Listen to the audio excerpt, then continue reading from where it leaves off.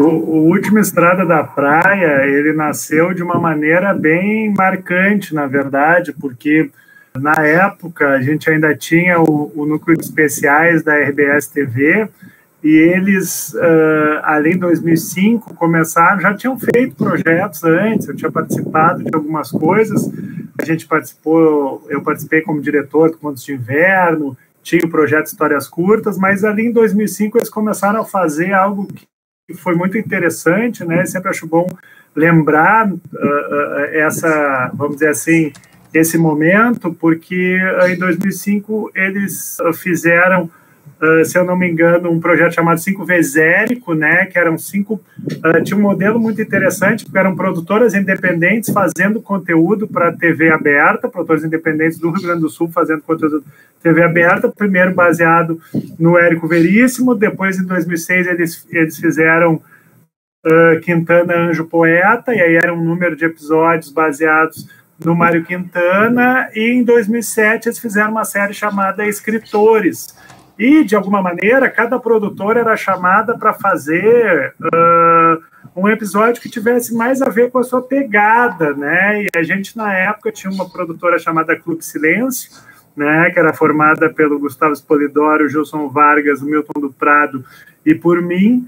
E eu me lembro, né, que o Perim, né, o Gilberto Perim, que era o coordenador desses especiais, chamar e dizer, olha, a gente vai fazer agora em 2007, seria a nossa terceira colaboração, foi a nossa terceira colaboração com a RBS, naquela época da Clube, e a gente selecionou o Dionélio Machado para vocês, e vocês podem escolher aí alguma coisa do Dionélio para fazer, etc, né? E eu me lembro que eu cheguei na produtora, conversando com o Gilson e com o Gus, e aí eu tinha, para um outro projeto, eu acho que isso é uma coisa interessante, um projeto que eu tinha chamado Céu de Abril, eu tinha recebido um edital para desenvolver o projeto, que era um road movie. Para esse projeto, eu tinha começado a ler livros de estrada, né, brasileiros, e, de certa forma, eu tinha lido O Louco do Cati, tinha gostado muito, e lembrando dessa empolgação, a primeira decisão foi assim, não, tu que vai fazer o especial. Eu disse, não, vamos lá. E aí, na época, era 2007, eu estava grávido, né, minha primeira filha ia nascer, então fazer um especial para a RBS, será que é o negócio? Não, vamos lá, que filho da sorte, vamos lá. E aí eu chamei o Vicente Moreno para escrever comigo, né, e quando a gente começou a trabalhar, eu falei, Vicente, mas nós vamos fazer uma adaptação, não uma adaptação, né? Nós vamos pegar o livro de combustível para o que a gente quiser fazer, né? E o livro do Dionélio eu tinha lido uma vez para aquele projeto, e eu li uma segunda vez já escrevendo ideias, etc, né? Eu me lembro que a primeira coisa que eu mandei para o Vicente já tinha uma alteração que, de certa maneira, no Louco do Cati, o livro do Dionélio ali dos anos 40, um personagem desconhecido, vamos dizer assim, se junta a um grupo de pessoas que ia à praia, né? Eu sempre fui fascinado muito pelo litoral, já tinha feito O Estrangeiro em Porto Alegre, Os Cinco Naipes, filmes que tinham, de certa maneira, cenas no litoral. E quando a gente começou a escrever, a primeira coisa é que esse desconhecido ia se juntar a um triângulo amoroso, vamos dizer assim. Essa foi a primeira modificação, e o Vicente disse, Fabiano, assim? Eu digo, é assim, né? No sentido de que vamos pegar o livro para nós, né? E quando a gente foi trabalhando, o prazo do roteiro foi chegando, assim, né? A gente se deu conta que aquilo poderia ser um longa-metragem, né? E o filme, ele já, vamos dizer assim, o episódio, na época, ele já vinha com essa característica de ter um ponto central, né, ou midpoint, para aqueles que gostam de terminologias mais do roteiro, né, que cortasse o filme ao meio. Era até uma outra coisa que acontecia, eles eram capturados, tinham uma série de coisas assim. E aí foi tudo muito ao mesmo tempo. Eu me lembro que a gente conversou numa festa, eu, o Gilson e o Gus, e aí chegou na produtora segunda de manhã, E o Gilson disse, não esqueça que a gente combinou de fazer um longa, né? Eu disse, será? E aí vamos fazer com algumas questões, né? Primeiro, a gente tinha que entrar em contato com a RBS, dizer que a gente tinha essa ideia. Ao mesmo tempo, a gente já estava fazendo reunião de roteiro, o elenco já tinha sido chamado, né? Então, e a gente não podia, a gente tinha o orçamento do episódio, mais alguma coisa, né? Vamos dizer assim. E a gente tinha que negociar os direitos, porque os direitos eram só para a TV. Enfim, isso parece que não tem tanta relevância estética, por um lado, mas é uma coisa fundamental naquela transição da série, de um episódio de uma série virar um longa-metragem.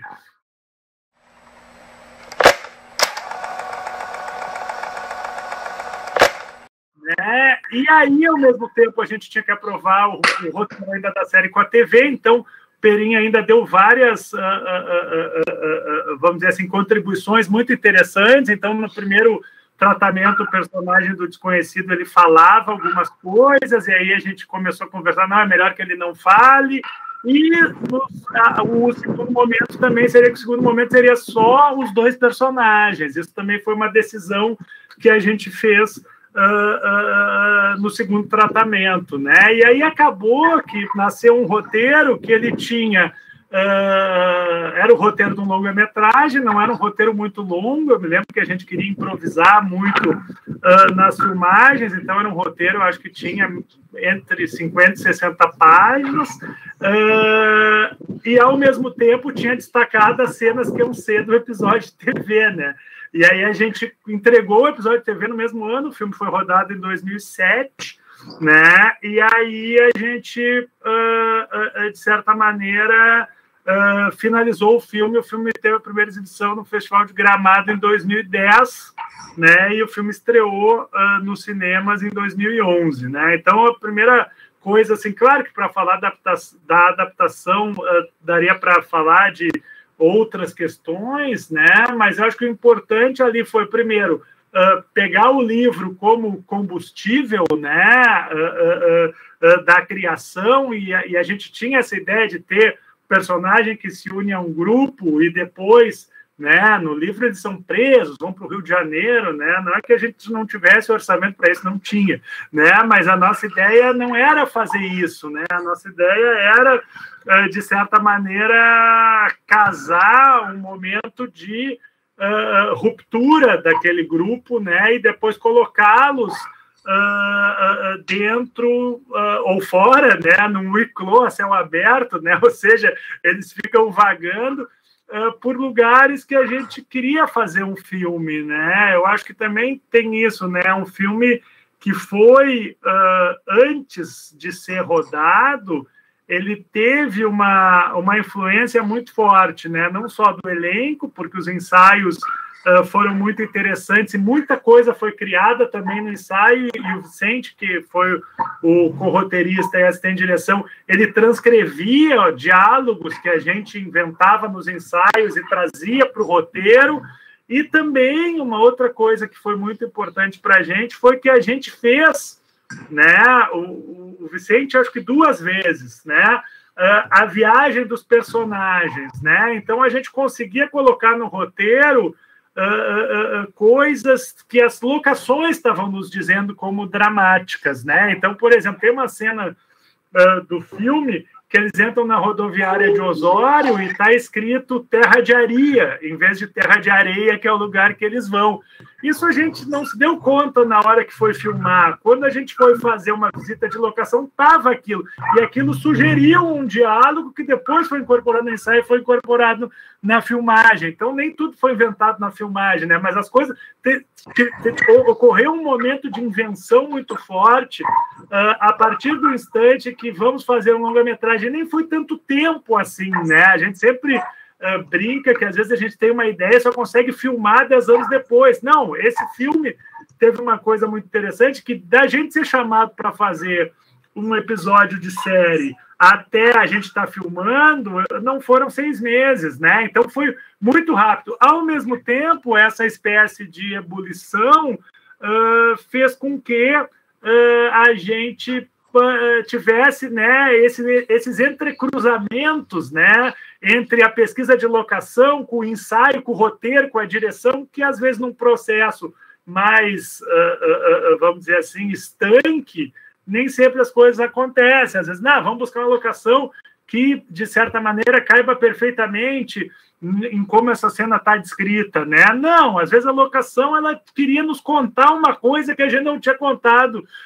no roteiro. E isso foi muito legal, assim, porque de certa maneira isso incorporou, né? Eu acho que o Última Estrada tem isso, incorporou um pouco, né? Essa chama dos personagens e dos lugares, né? Onde a gente vai ter dentro do filme poucos lugares que foram vestidos, né, no sentido, que a gente tem que fazer uma grande intervenção, né, claro que tinham coisa, Adriana Borba, diretora de arte, fantástica, né, mas, assim, não era uma grande coisa, né, era, assim, detalhes que iam fazer o lugar ficar mais parecendo com o próprio lugar que ele já era, né, então, de certa maneira é isso, né, o André Luiz da Cunha que fez a fotografia, a gente até debatia muito, porque às vezes ele dizia assim, eu dizia, filma. Ele disse, pô, Fabiano, tu quer um iluminador, não quer um diretor de fotografia, mas eu queria que ele tivesse junto ali, né, com aqueles 4 personagens, né, então isso, de certa maneira, colocou, é como se a maneira de fazer o filme naquele instante casasse um pouco, né, com aquela errância daqueles personagens que a gente tinha não descoberto exatamente no Dionélio, mas a gente tinha se apropriado do Dionélio para colocar esses personagens num filme que, claro que incorpora momentos da filmagem, mas que ele já teve uma parte, vamos dizer assim, eletrizante, não só pelos prazos, pela pré-produção, mas por isso, por a gente estar a todo momento trabalhando com isso.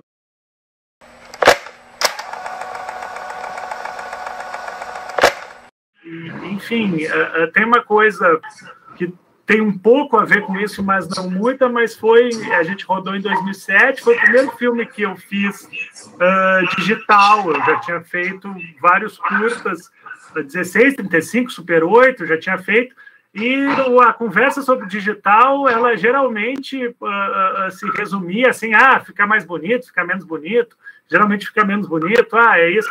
Mas também tinha uma coisa legal que as pessoas não falavam tanto, até porque às vezes a gente tem prazos de montagem mais exíguos, etc. e tal, e até a série foi montada, inclusive, pelo Vicente, o episódio da série bem rapidamente, mas a gente podia filmar muito, né? Então, não filmar muito, take 15, vai lá. Não, a gente tinha, no filme tem pelo menos 2 takes, duas cenas que são planos que foram feitos, sei lá, 40, 50 minutos e depois foi montado, né? Então, isso era uma maneira de fazer que hoje não tem nenhuma... talvez nem na época tivesse muita novidade, mas para mim que vinha... não só, nem todo filme com storyboard na parede, mas assim, numa decupagem onde tu colocava lá, e isso naquele momento, né, tem gente que vai dizer, bom, desde do anos 60, não é isso, mas tinha uma liberdade onde, para determinadas cenas, era muito importante que a gente não parasse de filmar, às vezes até porque não tinha como refazer. Então, tem uma cena que, e aí contando não só com a montagem do Milton do Prado, mas também com a câmera do André, tem a cena da porta, que a gente tinha uma porta no marco. Depois que quebrasse aquela porta, não tinha 2 portas, tinha uma porta só, né? E aí a gente foi fazer a cena e foi roda.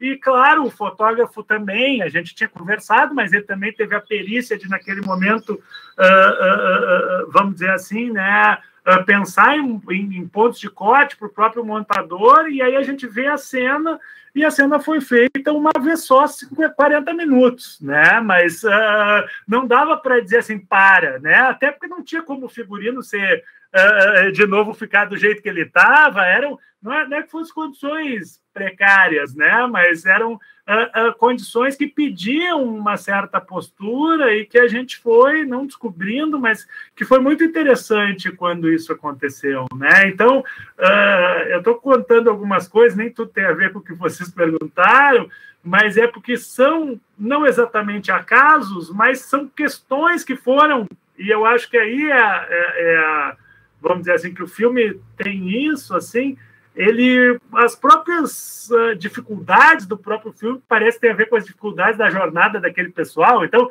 de alguma maneira, né, os próprios limites que a gente tinha, que a gente tentava quebrar e não conseguia, às vezes conseguia, eles tinham a ver com o filme, né? E o filme, nisso, ele foi...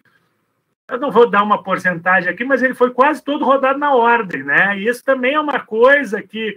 Claro que a gente precisa saber fazer tudo separado, a gente precisa, às vezes, saber fazer a cena mais tensa na primeira diária, mas rodar na ordem é muito bom, né? Tem gente que acha que isso é um pouco fetiche, mas eu acho que na ordem é maravilhoso. E nesse caso ainda, né, que a gente tinha coisas que iam influenciando a próxima cena. Não sob o ponto de vista, vamos... mudar a narrativa, mas do ponto de vista que a própria carga que os atores, né, que depois a gente pode falar mais sobre eles, que foram fundamentais, eles iam se introjetando daquela vivência que a gente estava tendo, né? Então, e a equipe toda, né? Porque é um pouco fazer um filme com uma equipe pequena, né? Já fiz até com menos gente, mas enfim, era uma equipe aí de 14, 13 pessoas para um filme de 2 semanas, é um mergulho muito forte. Então, cada cena que era feita, ela impactava em como tu ia rodar a próxima cena, né? E isso, naquele momento, fez muito sentido, assim, né? Dentro, enfim, das propostas que o filme tinha, né? De ser esse roteiro que não dizia tudo, mas, ao mesmo tempo, tinha a sua construção, de saber que dentro... a gente já está estabelecendo aquele momento bonito da gente ficar juntos, né? Ficar juntos, o elenco, a equipe, foi uma viagem vivida por todo mundo, né? Assim, foi uma viagem muito interessante por locais que muitas vezes a gente não tinha passado, ou tinha ficado pouco tempo, né? Então isso foi bem bacana, assim.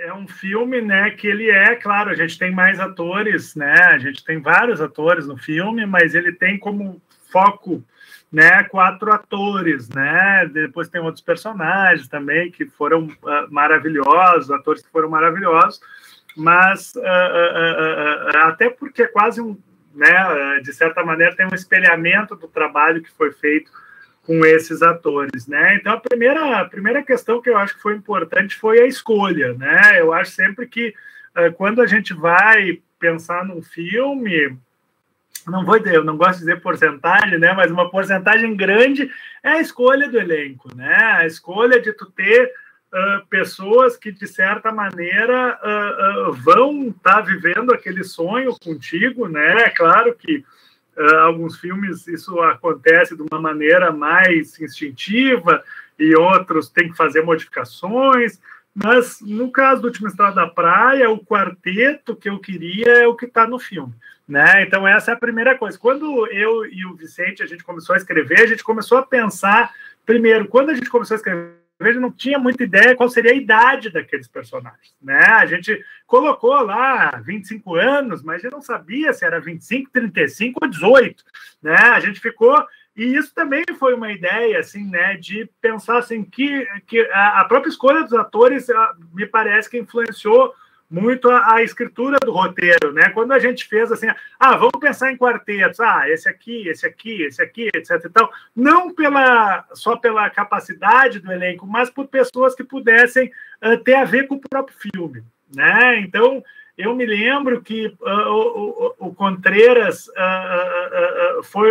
eu já conheci o Contreras do momento ali em que ele foi aluno do curso de realização audiovisual da Unicinos, ele tinha feito um filme que era um plano sequência maravilhoso. Eu me lembro de encontrar ele, acho que foi no Beco, ali na João Pessoa, e a gente ficou conversando sobre o filme, e aí depois ele fez como ator o Cão Sem Dono, do Beto Brant e do Renato Ciasca, que a gente também tinha produzido na Clube Silêncio, então já tinha uma proximidade, né? E quando a gente pensou no personagem do Norberto, assim, estava na cara que tinha que ser o Contreras, né? E, ao mesmo tempo, eu precisava de um ator que fosse, né, não o oposto, porque não se trata disso, né, mas que tivesse uma outra pegada, né? E eu acompanhava muito o trabalho do Marcelo Adams, acompanho ainda no teatro, né? E que tivesse uma outra relação, né? Uma relação assim, eu tinha, acho que, visto ele fazer O Homem e a Mancha, peça do Caio Fernando Abreu, num Porto Alegre em Cena, já tinha visto outras peças, principalmente as do Luciano Labarze, então eu gostava muito daquele ator e achei, pá, ele vai ser muito bom para ser um personagem, né? Não é um antagonista, porque às vezes é quase duplo, mas, enfim, personagem que está na outra esfera, né? E aí a gente, quando pensou no personagem da Paula, eu tinha visto um filme do Diego de Godoy, que a Miriam era protagonista, e aí, por causa daquele filme, a gente chamou, e me lembro, né? Quando a gente conversou, não foi um teste, né? Então, assim, eu geralmente, só para casos específicos, assim, acho que é muito legal tu ver um filme e dizer, pá, essa pessoa, conversar com alguém, dizer, pá, essa, porque cria, né, um modo. E o Rafael Sig já tinha feito com a gente tanto ainda Orangotangos quanto Noite, que era o episódio do Gilson baseado no Érico Veríssimo, e eu achava ele talhado. Então, quando a gente formou aquele quarteto, é interessante como isso acontece às vezes. Eu me lembro que eles foram, a gente começou a ensaiar, mas um dos momentos mais marcantes para mim foi quando a Adriana Borba levou o figurino, e a gente sabe que prova de figurino às vezes é assim, né? Não é esse, não é esse. E eu fui, sei lá, na época a produtora tinha uma cozinha, fui na cozinha tomar uma água, e quando eu voltei, ela disse, Fabiano, olha, e estavam os 4 vestidos com a roupa que eles estão no filme. Eu disse, acabou, tchau. Tá, Fabiano, eu estou com um monte de roupa aqui, um monte de figurino para colocar. E eu disse, não, Adri, tá fechado, é isso aí. E naquele momento eu já tinha certeza que eram os 4, mas quando eu vi eles com as roupas que eles usam no filme, me deu uma, assim, não só uma certeza, mas ao mesmo tempo, assim, quase uma emoção de ver, assim, pô, como, de certa maneira, esse é o meu quarteto, né? No caso do trabalho do elenco, foi muito legal, porque foi um filme, né? Isso que é um pouco paradoxal, ao mesmo tempo que a gente não tinha muito tempo, foi para todo mundo, eu acho, um momento muito especial, porque a gente ia fazer, né, um episódio de TV, daqui a pouco uma longa-metragem, todos os personagens cresceram, né, os atores são pessoas maravilhosas que estão ali colocando na frente da câmera, né, todo o seu talento, sua paixão, e de repente a gente começou a ensaiar muito, né, desses ensaios, principalmente com, né, a gente fazia ensaios desde os 4 juntos, como o Desconhecido e o personagem do Norberto, ou seja, o Contreras e o Sig, como só com o Sig, como, né, e aí, no caso do trio, do triângulo, né, que eu acho que o filme parte do momento que a gente entende que eles têm um passado, isso fica, não fica exatamente explicado, e nem a ideia é que fique, mas a gente começou a analisar cada personagem, né? Então, a gente também fazia alguns jogos, assim, que eu acho que foram diferentes, né, do que, pelo menos na minha trajetória, eu fazia mais, né? Como era também um filme onde tinha essa pulsão de liberdade juvenil, a gente começava a pensar, assim, o personagem do Marcelo Adams mais como um personagem anos 50, o personagem do Contreras mais como um personagem dos anos 60, e o personagem da da Miriam, da Paula, mais como nos anos 70. Então, às vezes, a gente botava músicas dessas épocas, fazia uma playlist e só ficava ouvindo para entrar em cada personagem, né? O filme, ele pode passar... Claro, tem carro, tem um orelhão, então pode dizer, é na época tal, mas era um filme para se passar em qualquer lugar, a qualquer tempo. Essa era um pouco a nossa ideia, né? Então tinha essa coisa de trabalhar com determinados jogos que nos faziam entender mais os personagens, para além do que estava escrito no roteiro, não só no sentido da personalidade, que fica mais próxima, mas também assim, qual é o gosto musical. Me lembro que um dia eu disse, sei lá, quando a gente pedia comida, essa comida, então tem até algumas conversas sobre comida no filme, né? O cara gosta de pizza de mussarela, sorvete creme, né? Que é uma coisa simples, que aliás eu sou apaixonado por essas duas iguarias, mas não é o que vem ao caso. O que vem ao caso é que, né? E o outro personagem já é de uma outra forma, então tentar temperar isso, né? E isso foi muito bacana e ao mesmo tempo trazer esse coloquialismo que a gente vê no filme, né? Dentro dos próprios diálogos, que já eram escritos de maneira coloquial, eles faziam mais, aí voltava para o papel e às vezes na filmagem um pouquinho mais, né? Mas isso tudo foi, então tinha essa criação coletiva. Com o Rafael Sig, a gente acabou trabalhando de uma maneira, não sei se é mais racional, mas uma maneira assim, como é que é esse desconhecido, né? Bom, nós não vamos dizer quem é esse desconhecido, mas nós podemos pensar como é que ele se relaciona com o mundo, né?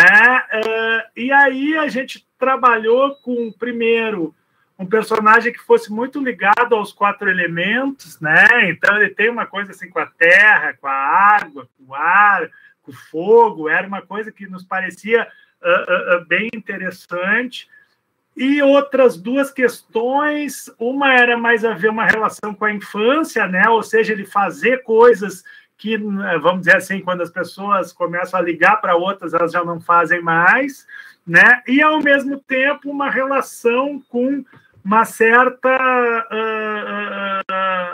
não sei se animalidade, é um caráter canino, né? A gente achava que tinha que trazer uma coisa, assim, personagem fosse um pouco, né, um pouco cachorro, assim, no sentido de, por exemplo, né, ele tem um medo de ambulância, mais do que eu pensar por que era, a gente até construiu isso, a relação dele com a casa, a relação dele com a liberdade, mas a gente queria, se tu botar um cachorro do lado de uma ambulância, o cachorro sai correndo, não porque ele foi, né, porque aquele barulho, porque aquele é muito, né, então esse tipo de coisa foi muito legal. E com o Círico Contreras, né, que era a segunda parte também, ali tinha toda uma relação que a gente queria, né, trabalhar. Primeiro, a gente se deu conta um pouco depois, talvez tivesse conta na hora, não fazia, né? O filme da segunda parte é quase um monólogo, né? Porque o outro não fala, né? Talvez ele fale com o vento, né? Mas, assim, o personagem falando e, ao mesmo tempo, tentando trabalhar, né, não numa ideia crescente, mas aproximações e distanciamentos, espelhamentos, né, oposições, né, nisso. E foi muito interessante, porque eu me lembro que a gente ensaiou primeiro no Goethe, né? Foi legal o ensaio. Aí a gente teve a ideia de ensaiar na beira do gasômetro ali, né, que era mais próximo, assim. E foi muito interessante, porque parecia que a relação dos dois precisava daquele céu aberto, né? Claro que a gente sabe que ensaio não é, mas foi muito legal, foi muito bacana. E aí, naquele momento, o único problema que teve uma das cenas que um corre atrás do outro, que alguém já chegou para mim assim, eu tô com uma pistola aqui. Eu disse, não, calma, um ensaio, né? Então, assim, alguém que estava passando na rua, eu disse, não tem nada a ver. Então, assim, eu estou contando aqui uma curiosidade, né? Claro, sem entrar...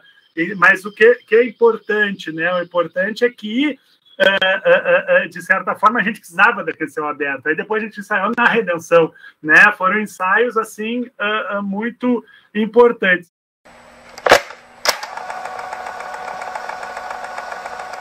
E a outra questão também bacana é porque a gente teve que ensaiar um pouquinho mais importante dentro da rural, né? Porque uma parte do filme se dá dentro de uma rural, onde, né, a gente tem os 4 atores, sempre o câmera está no meio deles, e eu e a Gabriela Bervian, que era a técnica de som direto, atrás da Rural abaixado. Então, uma parte do filme foi feita por 7 pessoas dentro de uma Rural. Claro que eu estou dizendo uma parte, todo mundo estava sempre ali, o carro de apoio, etc.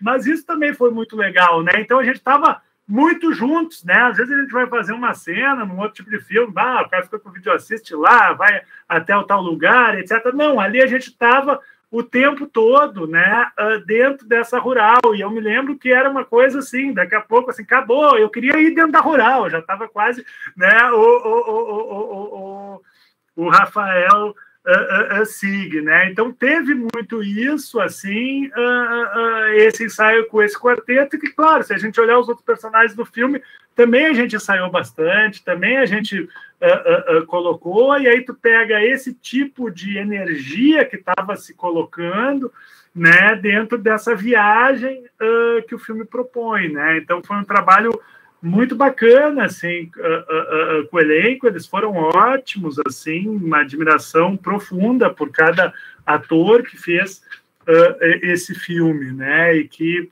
de certa maneira, eu me lembro, assim, a gente acabando, acho que a última cena, porque uma que a gente rodou fora da ordem foi do parquinho de diversão, porque o parquinho que a gente ia filmar estava estragado, alguma coisa, e a gente foi para um outro parquinho depois, foi uma coisa assim. E eu me lembro da gente saindo daquele parquinho, e eu cheguei eu lembro mais ou menos, né, mas eu cheguei para o Rafael Sig e disse assim, que idade tu tem? Uma coisa assim, ele disse, eu tenho... não sei o que, disse, cara, então nós temos que acabar o filme com aquela música, tenho 25 anos, né? E aí eu me lembro que no primeiro dia já deu qual é a música que ia acabar o filme, mas não deu antes de começar. Foi uma sinergia, assim, muito interessante, né? Então isso foi bem bacana, a forma com que daqui a pouco a idade dos atores tinha a ver com a música final, então são,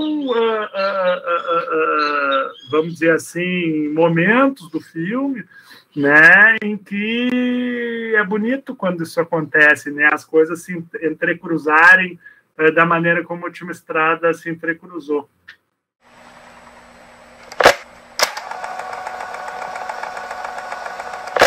Acontece, né? Eu acho que tem uma coisa do Última Estrada, assim, que, claro, cada um tem as suas vivências, mas tinha uma coisa de passar por coisas ou que a gente não tivesse vivido ou que a gente gostaria de viver de novo, né? E para algumas pessoas, o cinema de calçada da praia, né, foi muito importante, seja por N motivos, né? Não exatamente por cinefilia para alguns, para outros sim, mas por representar. Eu me lembro que eu chegava na praia e recebia uma ficha do filme que ia passar todos os dias, né? De janeiro, fevereiro, sei lá. E aí a gente tinha a ideia de fazer uma cena num cinema, né? Um pouco achava que tinha a ver, enfim, ter uma cena dentro do cinema, e a cena no cinema a gente foi pesquisar e a gente tinha, né, em Cidreira, um cinema que estava, a parte de fora, né, a fachada, ela estava quase intacto, né, e a gente conseguiu algumas fotos e recriou a parte externa do cinema, né, e aí quando a gente recriou a parte externa do cinema, a gente pensou, onde é que nós vamos filmar? E aí começa daqui, começa dali, a gente pensar sobre isso, né? E aí quando tivemos, né, a ideia que poderíamos filmar na Sala Redenção, para mim foi, vamos dizer assim, muito importante, porque para falar um pouco da sala, né, eu acho que todo mundo tem a sala ou as salas, né, que formaram, né, a sua cinefilia, a sua relação com os filmes, né? E eu me lembro que quando eu comecei a ver filmes de uma maneira assim, entre aspas, assim, né, mais preocupada, a Redenção teve um papel muito importante nessa formação, né? Me lembro que a Fátima Arley era programadora, a Fátima Arley dela era programadora da sala, Não só porque, enfim, isso é início dos anos 90, né? Assim, ali, início meio, vamos dizer assim, né? Então, todos os filmes, né? Eisenstein, Pudovin, me lembro de Sessão do Mário Peixoto, Limite, né? Então, esses filmes a gente via muito na Sala Redenção, e a minha geração acho que foi muito marcada por isso, né? E próprio que se convencionou chamar Renascimento do Cinema Brasileiro, né, também passou por ali. Eu me lembro de uma sessão do Lamarca, do Sérgio Rezende, que ficou gente de fora, eu inclusive, me lembro até hoje. E aí a gente disse, tá, mas naquele momento, né, a sede de conversar sobre o cinema brasileiro era tão grande que a gente foi para algum lugar e esperou acabar o filme, saiu metade da plateia, metade entrou só para o debate, não tinha visto o filme, mas queria falar sobre o filme, queria ouvir quem estava fazendo cinema, a gente estava tentando começar ali no meio dos anos 90, então ela teve um caráter muito importante. Teve também, assim, né, mas eu me lembro, por exemplo, um dia, eu ainda fazia publicidade e propaganda na Famecos como aluno, e eu, sei lá, se eu saí de lá, peguei um ônibus e fui ver, era Terra em Transe. Aí cheguei lá, tinha um cartaz, assim, a família de Glauber Rocha não autorizou a exibição. E estamos passando, então, para quem quiser, Bang Bang do André Tonati. Eu disse, tô aqui, né? Vou entrar. Aí, quando eu vi aquele filme, assim, né, eu disse, eu saí siderado daquele filme, e dizia assim, como o Terra em Transe era 2 dias, ia ter no outro dia também. Então, no outro dia, eu não me lembro o que eu tinha. Eu disse, não posso fazer mais nada hoje, que eu tenho que ir lá ver o Bang Bang. Aí alguém disse, não, tem um texto de Ismael Xavier, uma alegoria sobre desenvolvimento, sobre Bang Bang. Eu disse, não, vamos ler para ver se eu... que é isso, né? Então, assim, quando a gente vai, e de certa maneira, né, se a gente quiser pensar, eu estava me lembrando agora, falando para vocês, a primeira vez que eu vi na tela grande Acossado foi na Sala Redenção, e no Acossado tem a cena que o cara risca o rosto, né? Uma cena que a gente homenageia no Último Estado da Praia. Então, a Sala Redenção está dentro do filme de várias maneiras, né? Por um lado, ela é, vamos dizer assim, ali, a locação física, né? Que é para se transformar pelo cinema Cine Central, né, em Cidreira. A gente tem ali o seu Camilo falando sobre as bitolas, né, ali que a gente filmou ali na Redenção. Tem então isso foi muito forte para a gente, assim, foi um momento assim bem interessante do filme, porque tem isso, né? Esses espelhamentos não só físicos entre aquele local e como ele tinha sido importante para a gente como local de introdução a um certo tipo de cinema, né? Como também pensar que dentro do filme tem filmes que foram vistos na Sala Redenção, né? Então, falando aqui, até fico arrepiado, já me deu vontade. Acho que a última vez que eu estive ali na Sala Redenção foi quando o Herzog estava conversando com o pessoal ali, momento maravilhoso. Mas se eu começar a falar aqui da quantidade de filmes, me lembro do lançamento do Invasor na Sala Redenção, né?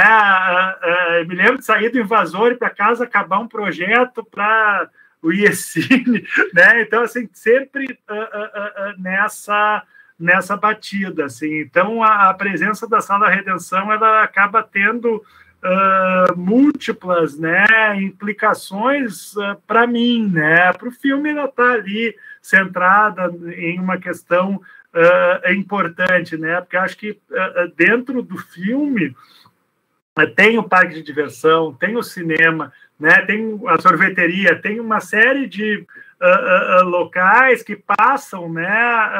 Não só uma questão lúdica, né? Mas ao mesmo tempo dessa alegria de viver, né? Então o cinema, não que a gente não vá para o cinema para colocar todas as questões que a gente está pensando, mas isso é vibrante, né? O filme estava muito procurando, né, essa vibração, e essa estrada ajudou muito isso, né? Mesmo que na segunda parte essa vibração a gente tem que ir para um outro tipo de de questão, né, que é quase, não chega a ser uma contrapartida, mas, de certa maneira, é uma outra toada que o filme está entrando, né? Então, de certa maneira, o cinema, ele aparece muito por aí, assim, né? Muito nessa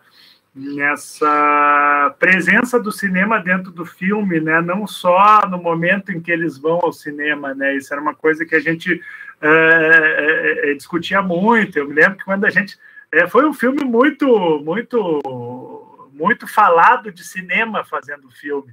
Eu me lembro quando vi aqueles trailers que a gente fez com a câmera dentro do carro e a câmera vai passando pelo Contreras e pelo Rafa Sig, e eu dizia assim, os cafajestes, né? E a gente ia dizendo, aí eles entram no hotel plano de cima, viva o cinema pernambucano.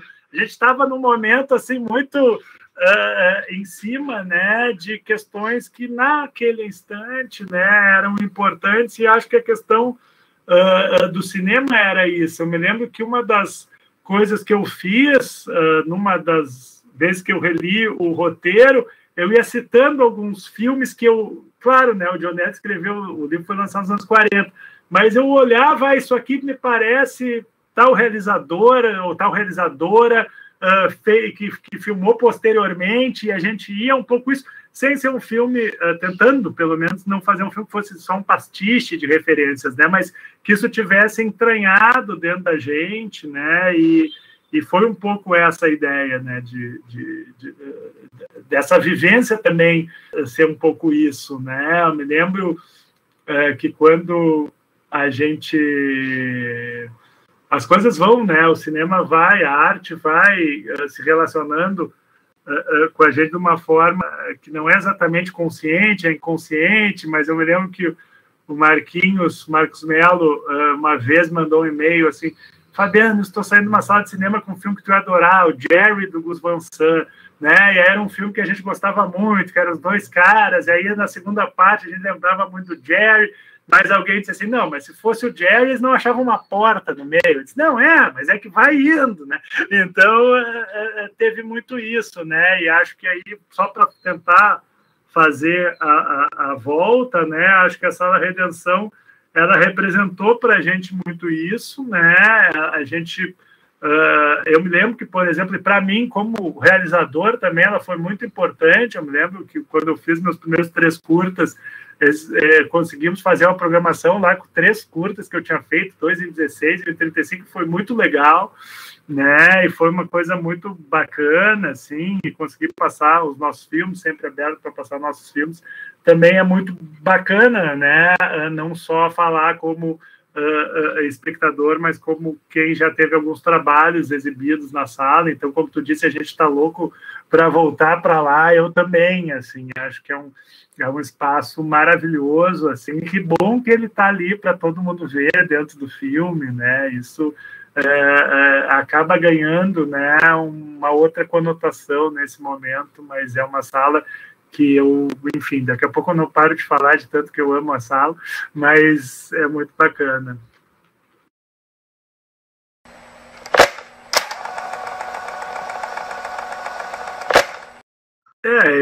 Eu sou né, vamos dizer assim, né, como disse o nosso amigo Edgar, né, eu também sou dinossauro.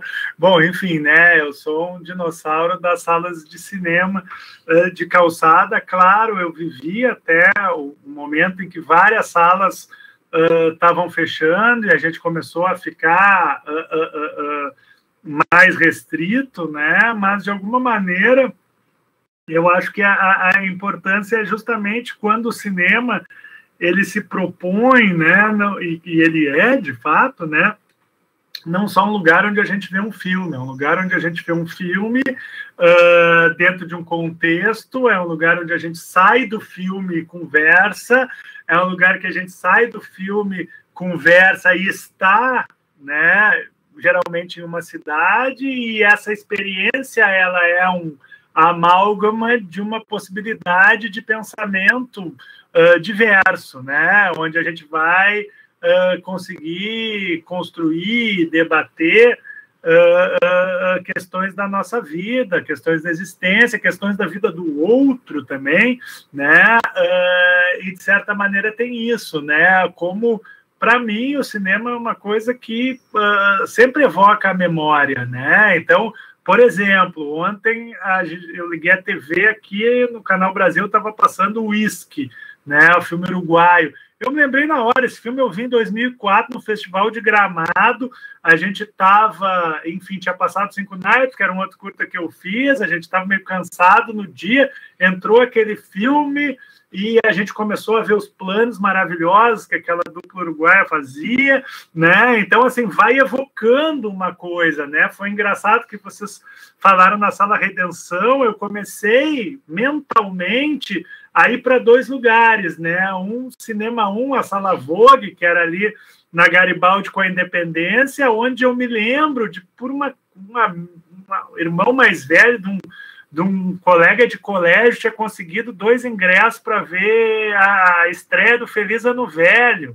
né? Com Marcos Breda fazendo lá, né, o Marcelo Rubens Paiva, e eu me lembro como se fosse hoje, de eu entrar naquelas salas, tá, eu e esse meu amigo de colégio, a gente era muito mais novo que todo mundo, e aí estava o Breda, que já era um cara famoso na época, falando, acho que o filme tinha passado em Gramado, eu me lembro como se fosse hoje sair daquele lugar ali e caminhar e ver as pessoas e dizer um pouco assim, eu queria, quem sabe, um dia fazer um filme, mas muito incipiente, né? Ao mesmo tempo, para o outro lado, a gente tinha o Baltimore ali, né?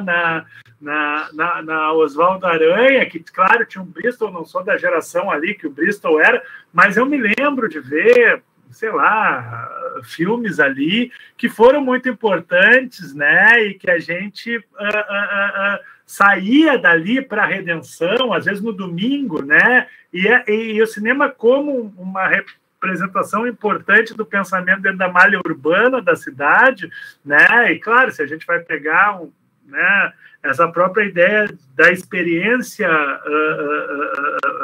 sei lá, flaner, que a gente sai caminhando, isso nos faz ter uma experiência maior com a imagem, né? Porque, de certa maneira, não é que a gente não veja filme nos torrents da vida, né? Ou alguém, ou nos portais de compartilhamento, mas às vezes é difícil a gente conseguir ter a experiência pós-filme, né? Claro, às vezes a gente vê, tu viu o último filme do Thomas Vinterberg? Vi, Crise dos 40, Os Professores, é isso, mas nem sempre a gente consegue avançar nessa discussão, né? E eu me lembro que a Sala Redenção, só para fazer a volta, né, era muito adepta de um tipo de coisa que eu acho fundamental, né? Uma pequena apresentação, o filme e um debate posterior. E a gente saía dali pensando em como aquilo, né, poderia ser importante. Às vezes a gente não saía não tinha debate, mas aí tu encontrava aquelas pessoas que estavam ali e o pessoal conversando. Então, acho que o cinema tem muito isso, assim, e que isso a gente está louco que volte, mesmo que a gente ainda tenha poucos cinemas, né, de calçada, mas ainda temos, e a gente espera que todos eles voltem, porque às vezes a gente sai de um filme que a gente vai ver, às vezes, despreocupadamente. Esse filme aqui é um filme que ninguém falou muito bem, mas ninguém falou muito mal, eu não sei muito como é que é. Aí tu chega lá, vê um filme, me lembro, por exemplo, quando eu vi Terra Estrangeira no Guion, o Guion estava começando, ali, acho que é 95, 96, aí chego na sala, entra aquele preto e branco, assim, eu disse, foi um negócio, assim, interessa o que eu acho do filme, né, gosto do filme, mas, assim, interessa é que, de alguma maneira, são momentos que vão fazendo parte, não só da tua, enfim, do teu armazém cinematográfico, mas ao mesmo tempo da maneira de pensar o cinema, a vida, né? Então, me lembrei agora dessa cena, me lembrei do Sala Vogue, me lembro do Astor, né? Aqui na Cristóvão, com a Benjamin, quando eu fui ver The Doors, enfim, é um filme que eu não vejo, acho que desde aquela época, mas eu me lembro que eu entrei e tinha, sei lá, umas 6 pessoas ali tomando uísque dentro do cinema, aquilo para mim foi, o que é isso? Né? Então, de alguma maneira, essa vivência coletiva, né? Porque eu acho que essa é uma questão importante, né? Essa coletividade que se compõem dentro, principalmente, das salas de calçada, né? Das salas de onde a gente vai, né? Acho que o Cine Capitólio é uma, enfim, né? Uma bênção que nós temos em Porto Alegre, onde a gente consegue também ter essa ideia, né? Essa ideia da apresentação do filme, do debate, também abrigar a produção nacional e local, né? Isso como uma esfera fundamental para fomentar cada vez mais produções, né? Para fomentar que mais gente produza, que a gente tenha olhares mais diversos possíveis, né? Então, acho que o cinema de calçada ele é fundamental, e é fundamental que a gente consiga utilizar esses equipamentos culturais da forma mais interessante, né, que a gente consiga, né, e está sempre transitando entre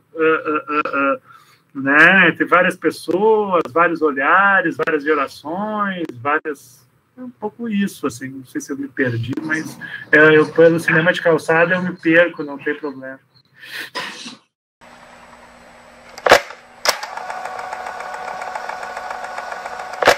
Para cada geração tem, né, algumas questões que naquele momento que estão passando pela juventude são mais importantes, né?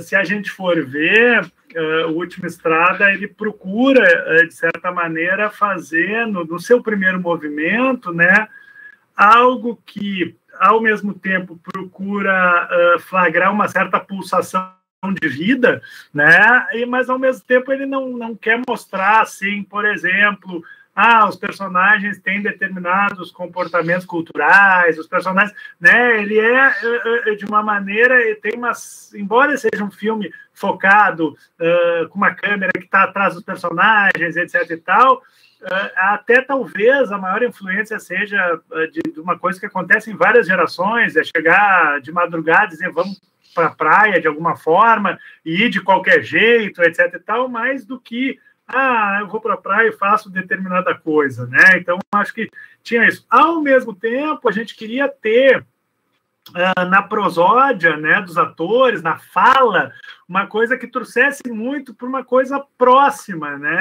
A gente de certa forma queria, né? Eu me lembro que a gente brincava, é o filme com mais tchês do cinema do Rio Grande do Sul, porque o cinema do Rio Grande do Sul tinha uma época que estava falando pra gente, né? Muito você, não é uma crítica, cada um faz do jeito que quiser, né? Mas a gente queria que o filme falasse tu, né? A gente queria que o filme... Eu me lembro de um turno de edição que eu e o Milton ficamos só tirando os tchês do Contreras, ou seja, tudo isso que tem de tchê do filme já é com uma montagem tirando metade, né? Ou seja, mas a gente queria muito isso, né? A gente queria tinha para cá, tinha para lá, esse entusiasmo que o litoral gaúcho está precisando, que era um pouco como a gente falava, né? Esse entusiasmo que o cinema brasileiro está precisando, né? Então a gente queria que tivesse, a fala era uma coisa muito importante para a gente, mais do que assim, quando eu vou para determinada praia, ou se eu vou fazer isso, né? Tanto que assim, vamos parar em Osório, não é uma coisa que se faz, né? Ninguém vai dizer assim,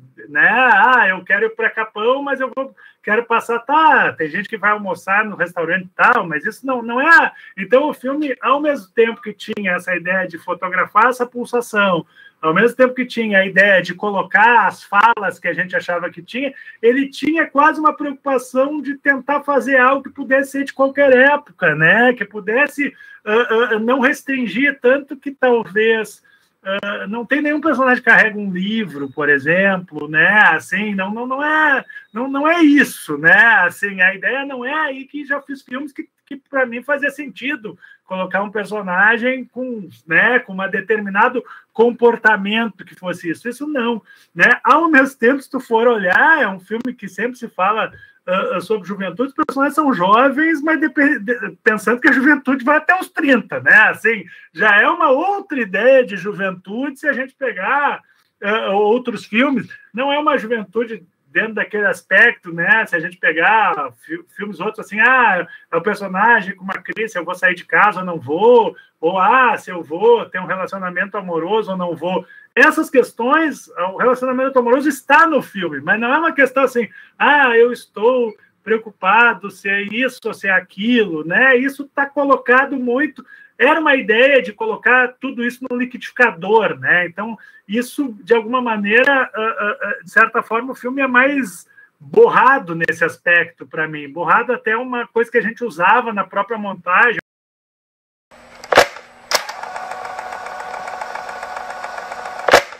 Para mim, borrado até uma coisa que a gente usava na própria montagem. Eu me lembro quando a gente foi montar um filme, não começava por onde ele começa, né? Então, de certa forma, eu me lembro, começa com o desconhecido num cômoro de areia, assim, olhando, aí vem uns planos, assim, que a gente botou, assim, a gente até brincava, olha aqui, quem gosta de cinema abstrato, etc e tal, e daqui a pouco vem a câmera de cabeça para baixo. Então, essa ideia para a gente, então era importante mais focalizar uma certa energia, né, do que um certo este é o retrato de uma geração, etc., porque eu acho que nem é, na verdade. Eu acho que ele é o que ele talvez pegue de espírito do seu tempo, seja a ideia da errância, né? Ela é mais importante que o próprio, não o próprio litoral, porque ele faz parte disso, né? Mas é a ideia de abandonar. Não é uma ideia assim, eu posso até fazer um filme agora, eu fiz nós duas descendo a escada, tem um momento que o casal vai para a praia no litoral, cada uma lê um livro, brigam, que aí dentro daquele filme era uma coisa muito importante colocar. Nesse filme não era radiografar comportamento, nesse filme é dizer assim, vamos embora, né? Assim, e era uma tendência que, claro, existe, se a gente pegar a história do cinema, vai pegar em todos os momentos, mas assim, que naquele instante, eu me lembro que a gente estreou em Gramado e em Tiradentes tinha estreado o filme Estrada para Ítaca, né, que é outra juventude, mas que eram filmes que na época, o Merten, por exemplo, e outros críticos, o Eduardo Valente colocou os dois filmes juntos num festival lá, eram filmes que de maneira muito diferente, né, o filme da Alumbramento, o pessoal do Ceará maravilhoso, né, fazia sentido, eram formas diferentes, tempos de plano diferentes, mas que estavam apontando para um certo ideia, né, da necessidade de pensar esse abandono, essa experiência radical de deixar para trás. Tanto que eu me lembro quando o filme passou, a gente não tinha essa consciência, as pessoas chegavam para mim e diziam assim, essa liberdade não é para qualquer um, que é uma fala que o Contreras profere, né, depois da briga do carro, e onde vai entrar o segundo momento, né? Eu acho que tu colocou aí, é um amadurecimento, acho que legal tu colocar, mas para a gente era um pouco isso, era um pouco assim, né? Até onde nós vamos, né? Tem gente que diz que esse filme é a despedida da juventude, né? Assim, então ele talvez, pensando com vocês, né? Ele seja menos uma radiografia de comédias, de costumes, vamos dizer assim, no sentido social, esses personagens fazem isso, mas essa é a ideia, uma certa despedida da juventude, onde tem um momento de muita ebulição e um outro momento onde também está se procurando, porque aí a gente chega no segundo momento, não é uma narrativa de sobrevivência, teve até alguém que brincou isso com o filme, não é uma narrativa de sobrevivência, ele está até rindo disso, mas assim, é uma maneira daquele personagem que está com o outro, e que a gente, enfim, aí tem gente que acha que é o mesmo personagem, tem gente que acha que é isso e aquilo, mas que para a gente não tinha uma explicação tão na ponta da língua, mas que ali ele vai vivenciar coisas que naquele outro ambiente ele não poderia, né? Então, de certa maneira, é isso, né? E, ao mesmo tempo, o filme vai indo, tem um movimento do filme que não é consciente, mas, enfim, depois de muito tempo, ele vai indo para o sul, né? Ele não vai para o norte, né? Ele vai indo para o sul, vai indo para o sul, vai indo para o sul. E esses dois personagens aí nos colocam algumas questões que para a gente também aí tinha mais a ver com uma outra ideia desse personagem se defrontando um pouco, né, com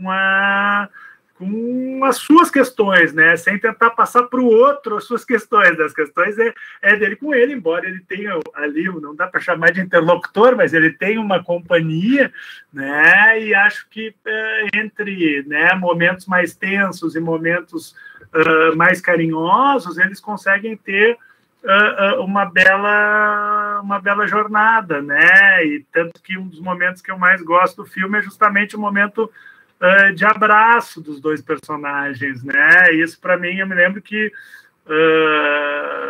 foi muito, muito interessante, assim, aquela cena quando a gente rodou, porque o filme, a terceira parte do filme é rodada em Itapuã ali, né? E aí foi um momento muito interessante. Então, só para tentar fechar o raciocínio, embora não seja tão fácil, eu acho que então que esse segundo momento traz, né,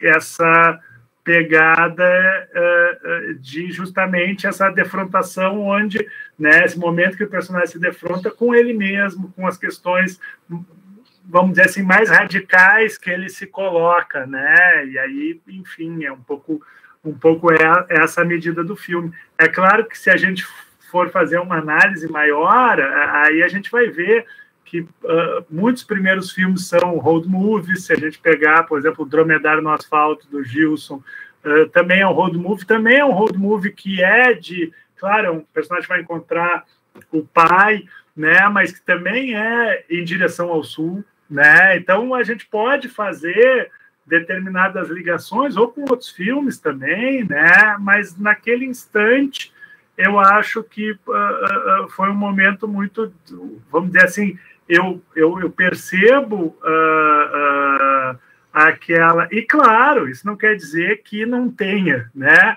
dentro da relação dos personagens, questões que eu observei, que eu vivi, mas não era essa... O principal não era isso, né? O principal era assim, vamos fazer um filme que tem a ver com o cinema que a gente gosta, com um tipo de assim, a gente ia ver, sei lá, a concepção do Zé Eduardo Belmonte, adorava Jim Jarmusch, Wim Wenders, etc. Tal, outros, Jacques Rivette, Claire Denis, enfim, né? E aí a gente não é que pegou isso e botou lá, mas dentro dessa concepção era bolar um projeto de cinema e eu acho que isso era mais importante do que o próprio, vamos fazer um retrato exatamente assim, né? Então, eu acho que é um pouco por aí, assim, e a gente vê coisas maravilhosas, né, feitas pelas outras gerações, que eu acho muito interessantes, né? Então, enfim, pode citar o Beira-Mar, pode citar, para pegar filmes que trabalham com a praia, né? Pode pegar Houve Uma Vez, pode pegar Deu Pra Ti, que não é na praia, enfim, tem filmes e filmes, né? E que, de certa maneira, mais do que separado, eu entendo mais como um mosaico, assim, do que outras questões, embora, claro, se a gente pegar o RG de todo mundo, tem diferenças aí, mas eu sinto mais como uma questão de fraternidade, assim. Nada, porque foi um mergulho tão grande, assim, tão grande que realmente, assim, foi... Eu tinha um cabelo comprido, né? Até tem, acho que no YouTube, um promo com Ney Lisboa cantando a Palo Seco, né? E quando acabou esse filme, eu cortei o cabelo. Foi um negócio assim, eu tinha um cabelo há 15, 20 anos, sabe? E aí não deu para ficar, porque senão não ia conseguir sair daquele filme. Né? Processo de transformação junto com o personagem. Às vezes a gente acha assim, não, os atores ficam muito, depois ficam, mas o diretor fica também. Num filme como esse, eu me lembro assim, que até eu me entender assim, demorou um tempo, assim, porque o mergulho realmente foi muito forte, assim, foi muito um momento de muita união, assim. Eu me lembro, e aí, claro, né, você vai contar as histórias do filme. Eu me lembro aquela cena que eles entram na praia, eles entram de roupa eu disse, sempre gostei de podia entrar de roupa, era tudo assim, né? Quando a gente escreveu o roteiro, vamos fazer uma cena, vamos tomar banho de mar. Tá, quem é que não toma banho de mar? Tá, quem é que toma de roupa? Pouca gente. Vamos botar aqui a cena dos caras tomando banho. E aí foi o seguinte, tava um frio da desgraça, né? E eles foram lá e o Contreras falou assim, eu tô na Tice, e saiu correndo, e os atores assim, vamos lá, né? E eu disse, para dar uma força, eu vou também. Então eu sabia que a câmera estava aqui e eu entrei no mar de roupa do lado, né? Quando acabou a cena, uma equipe enxuta, né? Tinha produção para secar a roupa dos atores, não a do diretor, né? Então eu passei o filme todo pisando no molhado por causa dessa cena, porque não tinha nem outro sapato, nem outro nada, né? Então foi muito... Mas isso dava uma coisa assim, né? Disse, mas é muita roteza, vamos lá, vamos lá, vamos lá. E eu me lembro que quando eu cheguei em casa, eu disse assim, agora amanhã eu vou pisar seco, né? Que bom. Tava, sei lá, uns 6, 7 dias pisando molhado, né? Então foi muito bacana, assim, o negócio, a forma que o filme foi feito, assim, foi uma vivência... Realmente, esse tem uma coisa engraçada, é quando o filme estava... Última cena do filme, que foi a cena no final ali, do carreteiro, né? O eletricista, que é meu amigo até hoje, o Beto Ramos, estava ali e disse, Fabiano, que filme tu acha que tu fez que é o melhor? Eu digo, esse? Ele disse, esse? Porque era tanta coisa assim, né? Não era aquela coisa assim, storyboard, entra todo mundo, faz isso. E aí depois, quando o filme ficou pronto, eu disse, Fabiano, legal.